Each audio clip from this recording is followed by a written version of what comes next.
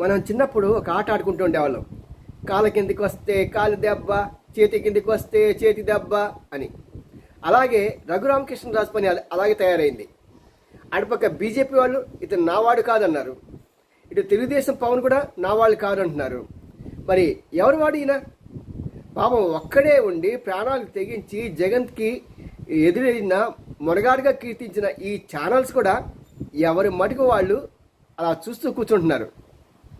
ఒకవేళ ఇప్పుడు కనుక తెలుగుదేశం పార్టీ కనుక సీట్ ఇచ్చినా సరే ఎంపీగా కానీ ఎమ్మెల్యే కానీ గెలిచే అవకాశాలు చాలా తక్కువ ఉన్నాయి. కారణం ఏంటంటే అతనికి ఉన్న ఇమేజ్ మొత్తం దెబ్బతినేసింది. It is totally damaged. మరి ఈ డ్యామేజ్ అయిన ఈ దీంట్లో ఇతను ఎంతవరకు గెలవగలడు? దీనికి తోడు ఎక్కడే ఆల్రెడీ ఫిల్ చేశారు కాబట్టి క్యాండిడేట్స్ని అతను తీసి ఇతను పెట్టాలి. అక్కడ అసంతృప్తి వాదులు చాలా ఎక్కువ మంది ఉన్నారు. కాబట్టి ఎట్టి పరిస్థితుల్లో రఘురామకృష్ణరాజు గెలవడానికి అవకాశం